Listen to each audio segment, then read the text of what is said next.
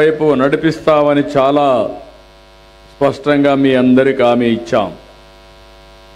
సుపరిపాలనలో తొలి అడుగు మొన్ననే 1 సంవత్సరం పూర్తి చేశాం.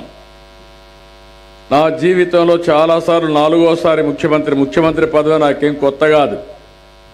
సమైక్య ఆంధ్రప్రదేశ్కి ఎవరికి రాని అవకాశం 9 సంవత్సరాలు ముఖ్యమంత్రిగా చేశాను. అందరికంటే ఎక్కువ సమయం నేనే ముఖ్యమంత్రిని. 10 సంవత్సరాలు ప్రతిపక్ష నాయకుడిగా కూడా పనిచేశాను సమైక్య ఆంధ్రప్రదేశ్లో.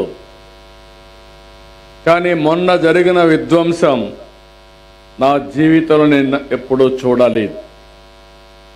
వ్యవస్థలన్నీ పడకేశాయి. ఆర్థిక వ్యవస్థ విధ్వంసం అయిపోయింది. డిపార్ట్మెంట్స్ ఎవరు పనిచేసే పరిస్థితి లేదు. నాలాంటి వాడికి 1 సంవత్సరం పట్టింది. ఈ సంవత్సరంలో మీరు ఒకసారి చూస్తే నేను ఆ రోజు ఒకే మాట చెప్పాను, సంక్షేమాన్ని ఎక్కడా తక్కువ చెయ్యం, అభివృద్ధి కార్యక్రమాలకు కూడా నాంది పలుకుతాం. అభివృద్ధి లేకపోతే ఆదాయం పెరగదు, సంపద రాదు. అప్పులు చేస్తే తిరిగి అప్పులు కట్టలేక అప్పులు ఇచ్చేవాళ్ళు అప్పులు ఇవ్వరు.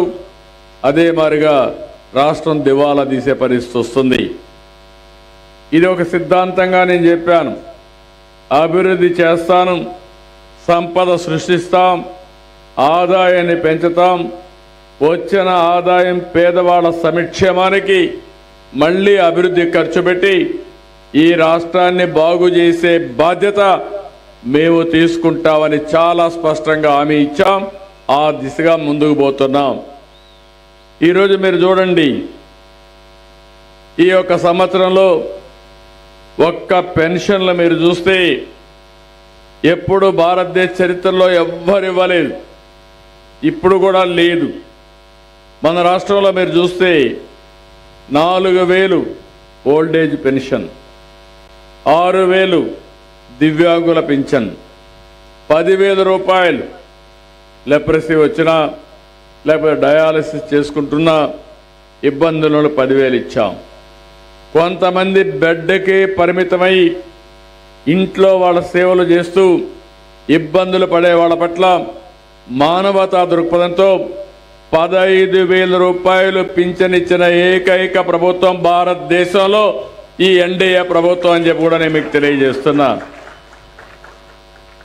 మనం 4,000 6,000 ఇస్తే హర్యానాలో 2,500 2,250 2,250 ఇచ్చే పరిస్థితికి వచ్చారు వికలాంగులకైతే. తెలంగాణ కూడా రాష్ట్రం రిచ్ రాష్ట్రమైనా వాళ్ళు ఇచ్చే పరిస్థితి. పెద్ద పెద్ద రాష్ట్రాలు ఆదాయం ఎక్కువ ఉన్నాయి, మనతో దరిదాపుల్లో కూడా లేని పరిస్థితి ఉంది. ఇంకో పక్క మీరు చూస్తే ఏ రాష్ట్రంలో కూడా ఇంత పెద్ద ఎత్తున పెన్షన్లు ఇవ్వడంలా, జనాభా దామాషా ప్రకారం చూస్తే ఎక్కువ పింఛన్లు ఇస్తున్నారు.